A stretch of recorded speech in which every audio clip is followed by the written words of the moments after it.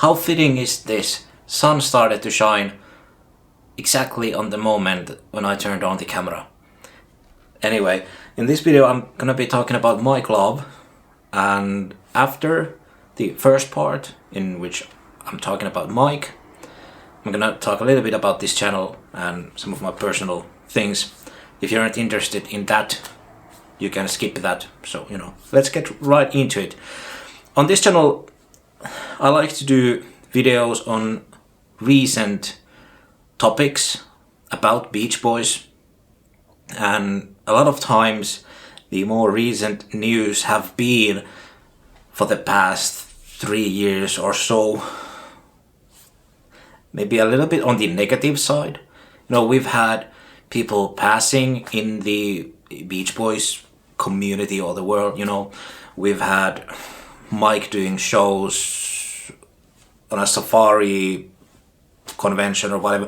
These things that I wish that wouldn't be happening, but they have happened, and I've done videos about these things, and I feel that I also see in a lot of my comments a lot of negativity towards Mike and his group, and people can have their opinions, and I just wanted to kind of, what's the word, clean the waters or whatever, clean the air, whatever is the right word, about what I think about Mike Love, because I don't want to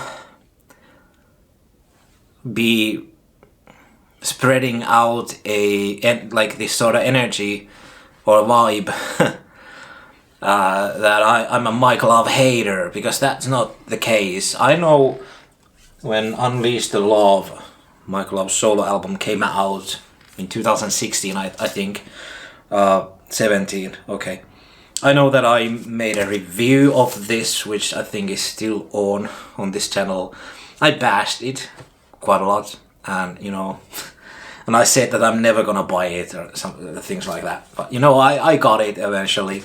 He was and is so much more than just a lead singer who could play tambourine, which is a lot of times this sort of thing that you hear on internet, and people just say these horrible things about him. And it's true, all the Rock and Roll Hall of Fame speeches and all these things he's done, to make the Beach Boys and himself look bad, those are true. But I don't want to concentrate on any of that. I just want to talk about some of the things I really enjoy about Mike and his work, and and just wish that some of the Mike Love haters would just stop hating and maybe try to look at his work more openly, because a lot of times it gets forgotten, even after the lawsuits and everything, that Mike actually wrote with Brian those great classic songs. He wasn't just a lead singer, and he didn't just write a word or two. Wouldn't it be nice is another thing, but he wrote a lot of those classic lyrics, and not just the lyrics, but he also wrote a lot of those hooks, those memorable hooks to songs like Good Vibrations, I Get Around, etc. California Girls. It's the work that he did with Brian in the 60s and even in the 70s on some songs is just legendary, and he deserves all the praise of that work, that you can get in the world. He really does. He's written some great songs completely by himself, like Big Sur, which is amazing track, one of my favorite Beach Boys tracks, and he wrote that completely himself, music and the lyrics. He can play a lot of instruments other than tambourine as well. He's not a prolific musician, but he can play guitar chords, he can play some chords on piano, and he understands how different instruments work and stuff like that. So he's not completely a talentless dude. That's a really dumb thing to say about him. A lot of times I feel that it's forgotten or what's the word? People kind of look past the fact that Mike's main instrument was his voice. He wasn't just a great lead singer who always sang on pitch and on key and amazing vocals. Like his vocals on the 60s records, early 60s especially, make what they are. It's like 50% of the Beach Boys sound. His lead vocal sound, they make them what they are, and his sound, especially his young sound in the early and mid 60s, is made for radio. And that's a huge ingredient. I mean, as much as I love Dennis's vocals and Carl's and Al's and Brian's and even Bruce's vocals, Mike's vocals are the most, like, his vocals just are so sharp. They somehow just come through your speakers. They are so made for radio, and I feel that his vocals were a big reason why those early songs were big hits. A lot of times I feel it's forgotten how important his vocals are in the harmony blend, how great his bass vocals are, and it's a shame because it's a very important part in that stack, And then live, he's always been great. I know his humor is the kind of humor that not a lot of people enjoy. I personally love his humor. It's very sarcastic and dry, and I love that kind of humor. Not everybody enjoys that, I get it, but I find his little speeches and jokes in between songs live really funny. I think he was a really funny, and maybe is today. I haven't seen him live in many years, so I don't know, but he's a funny, entertaining guy on stage, and I enjoy that. He's charismatic and energetic even in his 80s now. I feel that a lot of times the Mike haters just watch the Rock and Roll Hall of Fame speech or Summer of Love music video, and they point their fingers and they are blind to all the other great material there's out there with Mike harmonizing, singing great lead vocals, all the early live concerts. He's great. Like, he was great and he is great, and everybody has their worst times and best times, It was the worst of times, best of times, or whatever it was, Looking back with love, even his first solo album, I personally really enjoy it.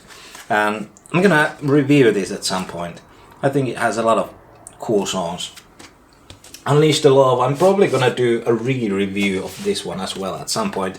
I still haven't opened up the wrapping of this, but yeah, I wasn't the biggest fan of this.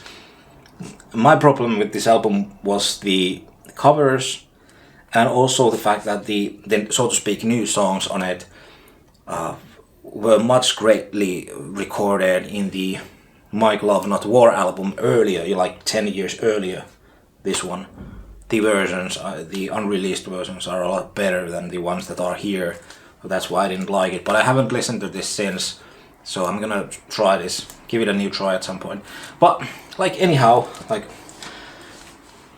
a lot of times I feel that the worst times of the worst things, the personal things and stuff, like with Dennis and Carl and Brian, even Al, are kind of not forgotten, but they are somehow kind of just accepted more easily, because I think because they wrote better songs or something like that. I'm not sure what the reason is, but probably that is one factor, than Mike, because Mike has had his issues as well and done and said stupid things, but somehow he gets a lot more flack about those things, which is a bummer.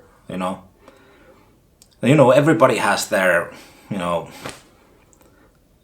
it's hard to be in the public eye for your whole life and just always be Mr. Perfect, Nobody does that, really. He's always been great to fans. He was great to me when I met him.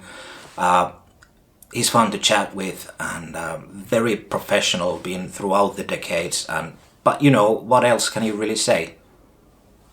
Anyway, about this channel, I've been this past summer and autumn being kind of busy with the uploads. I've done a lot of uploads on this channel, a lot more than I've usually done, and why that is, the reason is, well, you have been giving such a great comment, and I've run many YouTube channels for the past 20 years, and this is the first YouTube channel that I ever started, I think in 2006, and there's actually hundreds, if not thousands, but hundreds of videos on this channel. Most of them are unlisted these days. But I've been doing these reviews now more or less about, I think, like since Unleash the Love, you know, like from 2016 or 17 or something like that, you know. And I think this is my favorite channel out of all of them that I've done, you know, different subjects, and I still have a few other channels that I run with my mother tongue, you know, Finnish. There's a Finnish channel that I do with other subjects and some nature stuff. But I think this is my favorite one. I love talking about the Beach Boys music and the music that I love in general. And I wish that I'm able in the near future to expand and do more videos. I have so many ideas, and at some point I wanna start, you know, talking about all the other stuff that I don't have a huge record collection, but like I'm just now taking something out of here, and apparently it's Peter Gabriel's So. For example, this album, I would love to do a review of it. I love this album, it's a great album. One of the all-time greats. But anyhow, like, it would be nice to expand on other groups, and one group that I would like to talk a lot more, because I feel that, well, the Beatles, from like the classic rock groups, you know, 60s groups, the Beatles is obviously the biggest one, and it's talked a lot. I would love to talk about the Beatles as well at some point, but it's talked a lot. There's a lot of YouTube channels about the Beatles. I chose to talk about the Beach Boys because I feel that's my soul music, that's my favorite group, and I felt when I started to do more actively these videos that there really wasn't content about the Beach Boys. Maybe 1 or 2 channels, but that was it. These days there are maybe a dozen or even less channels that talk about the Beach Boys, and that's great, but still very few. But then there's a third group, which I personally think is up there with the Beach Boys and the Beatles as well, and that's Bee Gees, and nobody's talking about Bee Gees. So I would love to start making reviews of their albums as well, because I really love their work, even the disco stuff, but especially the 60s and early 70s stuff. And I also really enjoy their 80s music, and even the last album from the 2000s, even that one is great. So I would love to do a little run and review all of their albums as well at some point. But I think that was probably it. What do you think about Mike Love? What would you like to see on this channel in the near future? Write a comment and let's continue there. Take care. Bye bye.